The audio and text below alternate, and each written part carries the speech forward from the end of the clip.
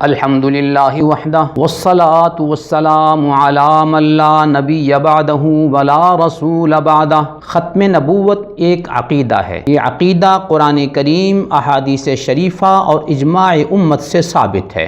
گزشتہ دنوں ایک میڈیا اسکالر نے بعض صوفیاء کی کچھ عبارات کا تذکرہ کیا اور ان کا خود ساختہ مفہوم بیان کیا، اور آخر میں قادیانیت کی تائید و دفاع کرتے ہوئے انہوں نے کچھ نتائج نکالے جن کا حقیقت واقعہ سے کوئی تعلق نہیں ہے۔ ہم آپ کے سامنے ان کے ان بیان کردہ نتائج کو ذکر کریں گے اور اس کا مختصر تجزیہ آپ کے سامنے پیش کریں گے۔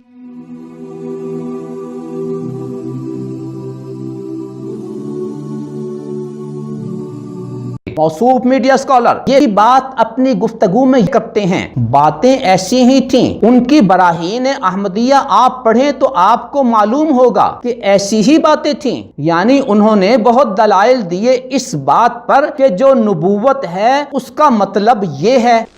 یہ باتیں ایسی تھیں، یعنی ان کی آپ براہین احمدیہ جو ہے وہ پڑھی ہوئی ہے ہماری لائبریری میں، ساری جلدیں اس کی اور سب ان کی جتنے بھی ہیں، روحانی خزائن کے نام سے وہ سب چھپی ہوئی ہیں۔ ان کو آپ پڑھیں جب تو آپ کو یہ معلوم ہو کہ ایسی باتیں ہیں۔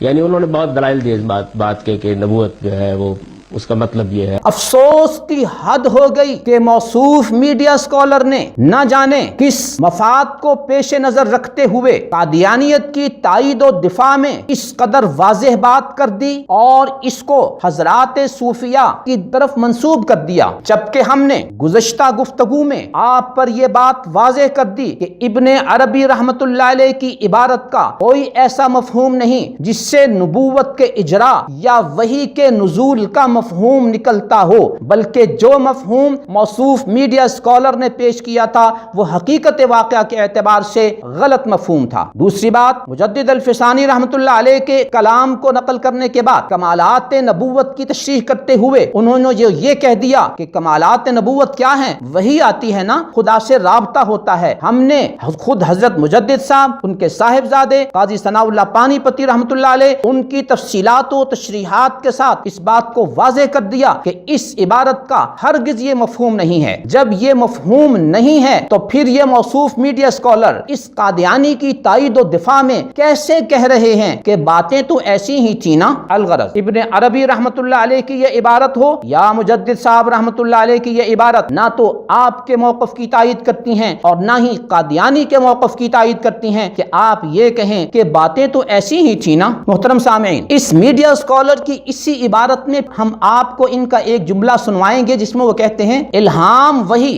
یعنی خدا سے رابطے کو انہوں نے صوفیانہ تعبیرات میں بیان کیا اور زندگی بھر کرتے رہے۔ الہام وحی یعنی خدا سے رابطہ، اس کو اسی طرح کی تعبیروں میں بیان کیا انہوں نے تمام صوفیانہ تعبیرات میں، اور زندگی بھر کرتے رہے۔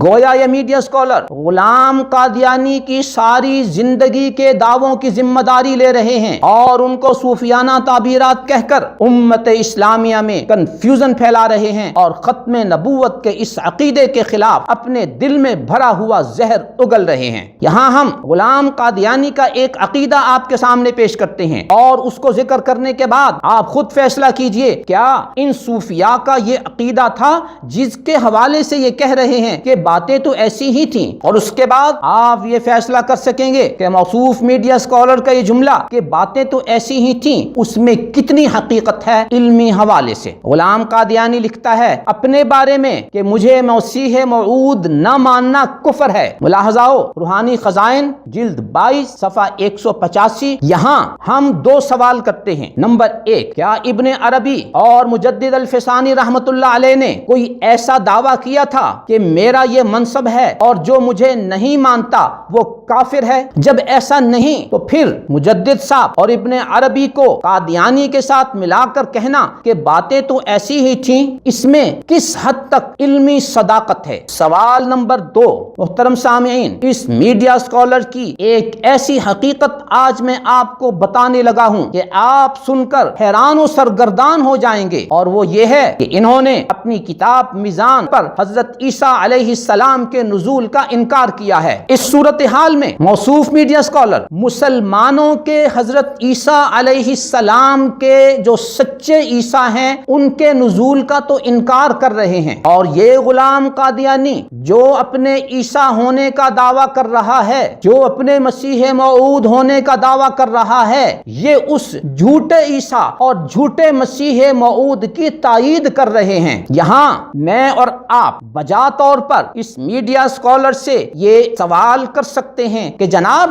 آپ ہمیں ذرا یہ بتائیں تو صحیح کہ آپ غلام قادیانی کو عیسیٰ مانتے ہیں یا نہیں؟ اگر مانتے ہیں تو پھر بات کھل کر واضح ہو گئی، آپ غلام قادیانی کے پیرو ہیں اور غلام قادیانی کے ترجمان ہیں۔ اور اگر آپ غلام قادیانی کو عیسیٰ نہیں مانتے، مسیح موعود نہیں مانتے، تو غلام قادیانی کے اس موقف کے حوالے سے، اس فتوے کے حوالے سے آپ خود کافر ہیں۔ جب آپ غلام قادیانی کے نزدیک کافر ہو گئے تو آپ کس کا دفاع کر رہے ہیں؟ یہ تو ذرا ہمیں بات بتائیے۔ یہ کہنے سے پہلے کہ صوفیاء کی ان عبارت کا تذکرہ کر کے آپ کہیں کہ باتیں تو ایسی ہی تھیں، الغرض آپ چینل پر آئیے اور اس عقیدے کے حوالے سے اپنی حقیقت، اپنی حیثیت واضح کیجئے، تاکہ امت اسلامیہ اور آپ کے فالورز، آپ کے قارئین و سامعین میں جو کنفیوژن پیدا ہو چکی ہے وہ کھل کر واضح ہو جائے، پانی پانی ہو جائے اور دودھ دودھ ہو جائے۔ محترم سامعین، موصوف میڈیا اسکالر نے تیسری بات یہ کی کہ الہام جاری رہنا چاہیے، اور الہام جاری رہنا چاہیے، اور الہام جاری رہنا چاہیے۔ یہاں ہم بجا طور پر ان سے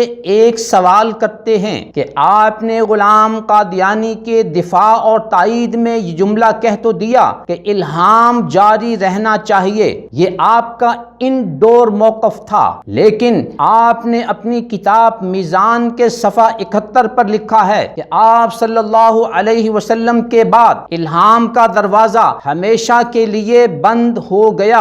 یہی مفہوم آپ نے میزان صفحہ 150 پر لکھا ہے۔ یہاں بجا طور پر میں اور آپ کا ہر فالوور سوال کرتا ہے کہ غلام قادیانی کے دفاع اور تائید میں یہ کہنا کہ الہام جاری رہنا چاہیے، یہ درست ہے یا آپ کا وہ موقف درست ہے جو آپ نے اپنی کتاب میزان میں لکھا ہے؟ اگر آپ کی تائید و دفاع یہ درست ہے تو آپ کا آؤٹ ڈور موقف غلط ہے، اور اگر میزان میں لکھا ہوا آپ کا موقف درست ہے تو پھر غلام قادیانی کی یہ تائید غلط ہو جائے گی۔ یوں آپ کے انڈور اور آؤٹ ڈور موقف میں جو تضاد ہے، ہم اور آپ کے فالوورز اس بات کے منتظر ہیں کہ آپ آئیں اور اپنے اصلی موقف کو واضح کریں جو آپ کا صحیح ترجمان ہو۔ یوں آپ انڈور کچھ کہہ رہے ہیں اور